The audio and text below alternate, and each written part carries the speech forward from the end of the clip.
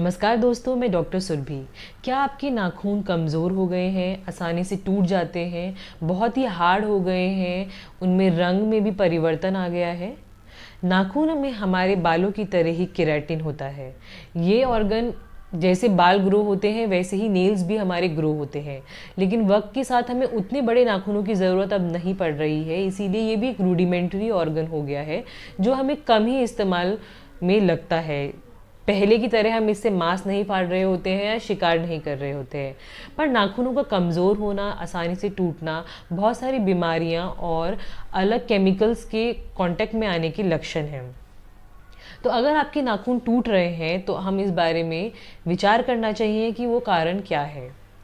तो देखिए, सबसे पहले तो अगर आपके नाखून टूट रहे हैं तो उसका एक कारण हो सकता है कि आपका बहुत ज़्यादा वाटर कांटेक्ट है। स्पेशली जब हम देखेंगे कोई फीमेल्स हैं जिनका डिश वॉशिंग, क्लोथ वॉशिंग में बहुत ज़्यादा कांटेक्ट रहता है, तो उनकी नाखून बहुत ही कमज़ोर हो जाते हैं क्योंकि उनमें एक्स्ट्रा मॉइस्चर चला जाता है और इसकी वजह से ऊपर की केराटिन की लेयर कमज़ोर पड़ जाती है। नाखून इजीली टूट जाते हैं और उनमें फंगल इन्फेक्शन हो जाता है। फिर कारण है कि आपकी एक्सेसिव केमिकल यूज़ होना, जैसे कि आजकल आर्टिफिशियल नेल्स लोग लगवा लेते हैं और फिर उनके ऊपर बहुत ज़्यादा केमिकल्स से बनी हुई नेल पॉलिश का इस्तेमाल करते हैं। इवन नेल पॉलिश रिमूवल भी हमारे स्किन, मतलब हमारे की जो नेल्स हैं उनको डैमेज करता है। तो ये सारे केमिकल एक्सपोजर, स्पेशली जो डिश वॉशर के अंदर केमिकल्स हैं, वो हमारे नाखून को बहुत ही कमज़ोर बना रहे हैं।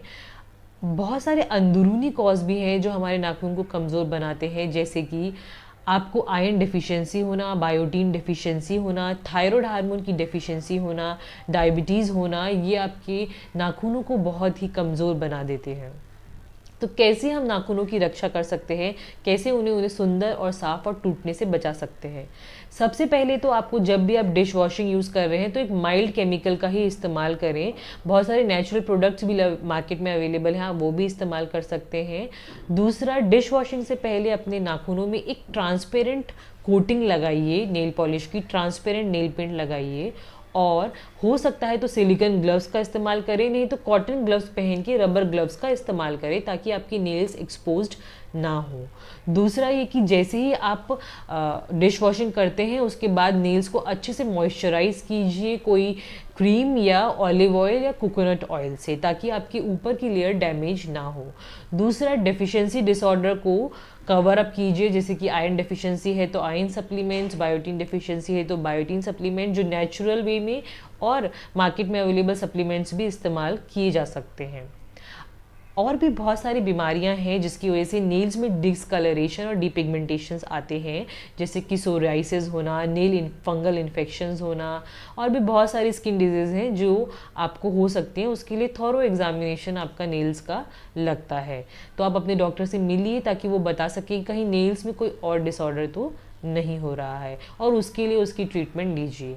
नेल्स भी हमारी बॉडी की एक लैंग्वेज ही है। हमारी बॉडी में कोई भी बीमारी हो रही है तो नेल्स से पता चल सकती है, इवन कैल्शियम डेफिशिएंसी भी। तो नेल्स में होने वाली कोई भी आज़ार को, कोई भी डिसऑर्डर को निगलेक्ट मत कीजिए, और ज़्यादा देर तक नेल्स को वाटर में एक्सपोज करके मत रखिए, नहीं तो उनकी केराटिन की लेयर रिमूव हो जाती है। दूसरा कारण जो एक बहुत इंपॉर्टेंट आपको ध्यान देना चाहिए कि होम्योपैथी से भी हम नेल्स डिसऑर्डर को बहुत अच्छा ठीक कर सकते हैं। हमें जानने की ज़रूरत है पहले तो ये कारण क्या है, और उस कॉज को रिमूव करने के बाद आपके नेल्स पहले जैसे हेल्दी हो सकते हैं। तो अगर आपको कोई भी इंफॉर्मेशन नेल डिसऑर्डर से रिगार्डिंग चाहिए तो आप मुझे पिन कर सकते हैं। मेरा व्हाट्सएप नंबर भी है, वहाँ पर भी आप मुझे कंसल्ट कर सकते हैं, क्लिनिक में भी विजिट कर सकते हैं, ताकि आपका नेल्स जो आपकी पूरी बॉडी के बारे में बता रहा है उस पर हम ध्यान दे सकें।